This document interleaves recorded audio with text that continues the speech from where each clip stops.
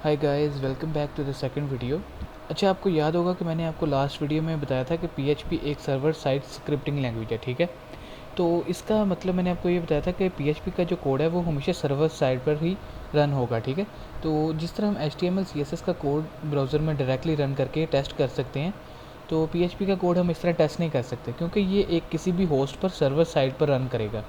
तो इसका मतलब ये है कि हमें कोई अपना जो पीएचपी कोड है, जिस तरह हम उसे लिखते जाएंगे, उसके साथ साथ हमें टेस्टिंग के लिए कोई सर्वर साइट चाहिए, ठीक है। कोई होस्ट चाहिए जहाँ पर अपनी वेबसाइट को होस्ट कर सकें, ताकि हम पीएचपी के कोड को रन करके टेस्ट कर सकें। अच्छा, इसके मेनली दो तरीके हैं। जो आपका पीएचपी कोड है, इसको रन करने के लिए हमारे पास दो तरह के होस्ट अवेलेबल हैं।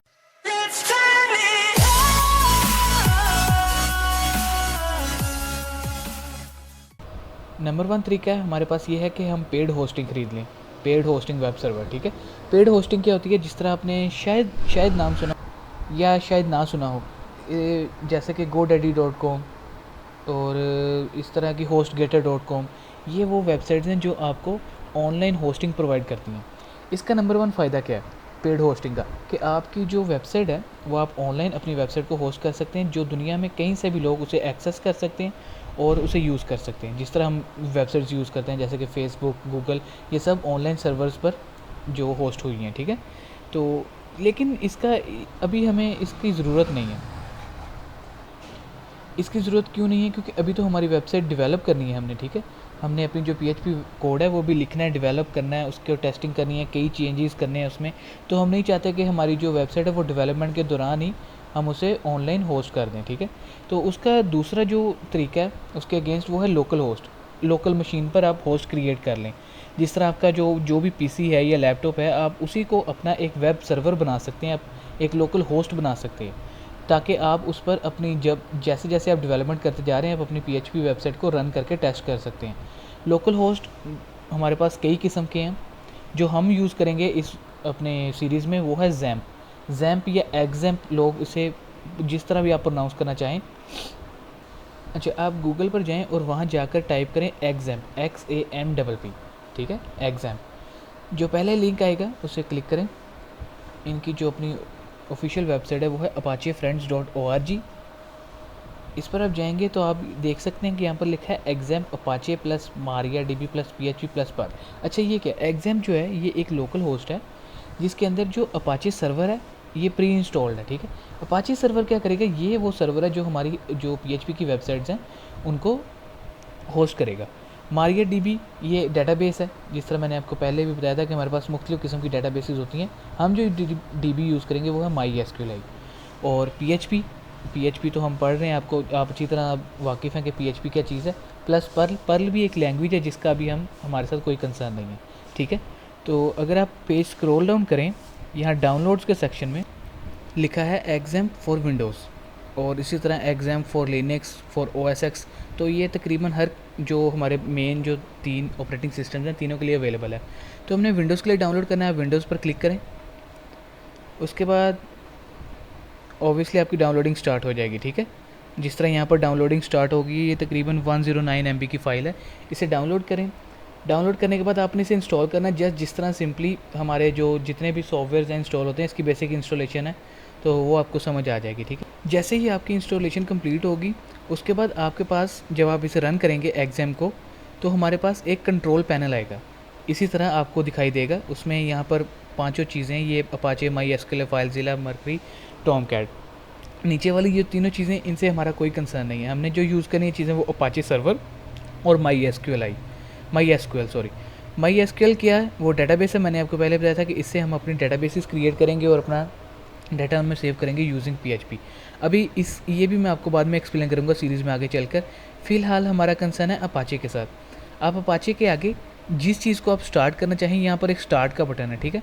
आप स्टार्ट पर क्लिक करेंगे तो जैसे ही इसका जो बैकग्राउंड है वो ग्रीन हो जाए, तो समझ लें आपका जो अपाचे सर्वर है वो स्टार्ट हो चुका है। और ये आपको आगे बता रहा है पोर्ट्स कौन कौन सी यूज़ कर रहा है अपाचे सर्वर, 80 और 443। समटाइम्स क्या होता है कि आपका जो अपाचे सर्वर है ये स्टार्ट नहीं हो पाता। क्यों नहीं हो पाता? क्योंकि जो पोर्ट 80 है या पोर्ट 443 है, इनमें से कोई भी एक पोर्ट आपका कोई और सिस्टम या कोई और एप्लीकेशन ऑलरेडी यूज़ कर रही होती है। तो उस एरर को ख़त्म करने के लिए आपको ऐसा करना है कि जो वो एप्लीकेशन है या तो उसे एग्ज़िट कर दें जब आप अपाचे स्टार्ट करना चाहें, या फिर आप उसकी जो एप्लीकेशन है दूसरे वाली, कोई भी जो ये पोर्ट्स यूज़ कर रही हैं, उनकी सेटिंग्स में जाकर आप उनकी पोर्ट्स को चेंज कर दें। ज़्यादातर जो स्काइप है वो 80 पोर्ट को अक्सर यूज़ कर रहा होता है, ठीक है। तो आप उसकी सेटिंग में जाके, एडवांस सेटिंग में जाके आप उसकी पोर्ट को चेंज कर दें और आपका अपाचे सर्वर स्टार्ट हो जाएगा, ठीक है। अपाचे सर्वर स्टार्ट करने के बाद अपना ब्राउज़र ओपन करें। ब्राउज़र ओपन करके आपने कंफर्म करना है कि जो आपका सर्वर है वो सक्सेसफुली इंस्टॉल हो चुका है या नहीं, ठीक है। इसको कंफर्म करने के लिए अपनी जो वेब बार है, वेब एड्रेस बार, वहाँ पर लिखें लोकल होस्ट, ठीक है, LOCAL, local host. Local host लिखकर जस्ट आपने एंटर करना है। तो अगर तो आपके सामने ये पेज अपीयर हो, अपाचे फ्रेंड्स और ये एग्ज़ाम वगैरह ये सारी चीज़ें, तो समझ लें कि आपका जो लोकल होस्ट है वो सक्सेसफुली इंस्टॉल हो चुका है, ठीक है। तो ये इस तरह आप अपना जो लोकल होस्ट है, अपनी जो मशीन है, उसे एक लोकल होस्ट बना सकते हैं जिस पर आप अपनी PHP की तमाम वेबसाइट्स को होस्ट कर सकते हैं और उनकी रनिंग कर सकते हैं। इसके अलावा ये तो तरीका हो गया लोकल होस्ट को एक्सेस करने का। यहाँ पर टैब में ही, नैव बार में एक टैब है PHP माई एडमिन।